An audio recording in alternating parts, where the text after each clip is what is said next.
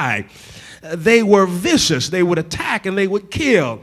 They did not fear other animals and they did not fear human beings. These dogs, let me say this. Somebody's going to get upset here. We have some two-legged dogs. Oh, did I shock anybody here? Oh, somebody said, I had no idea, Pastor D. Are you sure about this? Oh, yes. Wild dogs. Don't think about what we've said about these dogs already. Those that love the streets and garbage, running with packs, not domesticated. They don't think anything about family life. They don't take commands from anybody, not God nor man. Filthy, carrying disease. They are vicious. They'll attack. They will kill. They are not about anything that is constructive. They basically are about eating and sleeping. They will throw in sex, dogs. And they will fight. And there's no good purpose in terms of what their life is about or what they are accomplishing. But I want you to understand this in terms of the spiritual application here. This dog of which Jesus is speaking of here is an individual that has consciously and is repeatedly hostile to God and the things of God, the holy things. That's when you can really tell who you're dealing with. The things that are holy are things that they reject completely and consistently over and over and over. This is an individual who hates God. That's what we're speaking of here, the two-legged dog. But he says further, neither cast your pearls before swine.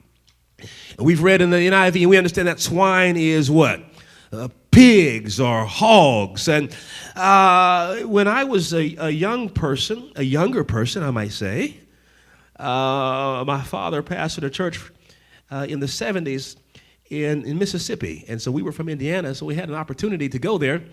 And even now, but certainly at that point, there were many people who had these small farms and they kept animals and so forth. And there were a few of the saints there, a few saints that had hogs.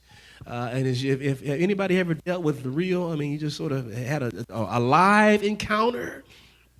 Okay, a few hands here. Well, this was of great interest to me.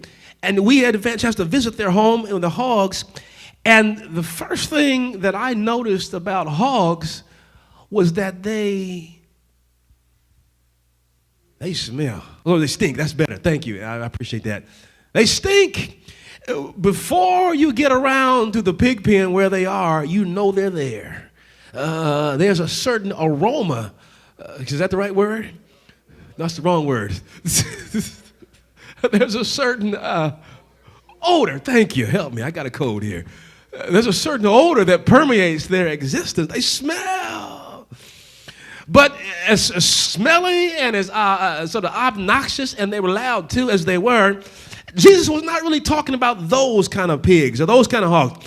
The Lord was talking about, again, wild hogs. And you may have seen them in pictures. We call them boars, wild boars. Anybody here from, I don't want to get anybody upset. Anybody here from Arkansas? Okay, good. Okay, you've seen them. The Arkansas Razorbacks. Have anybody seen the picture? You've seen them. It's really just a big pig with a big tooth sitting out of the side of his mouth. This is what Jesus was talking about. He's a wild hog. I was watching National Geographic this week, and I saw they do a little special in parts right now, today, of Florida and Texas and some of the southern states. There is an epidemic of wild hogs. They're just taking over. And these hogs are very vicious and they're very dangerous. They don't live in the enclosure. They live just out in the field. They'll eat anything, smell bad, they look bad. They're just taking over. These were the kind of hogs that Jesus was speaking of. And again, like the wild dogs, there is nothing really that's positive about them. They're not domesticated. People are not using them for bacon and all that kind of stuff. They're just out tearing up things.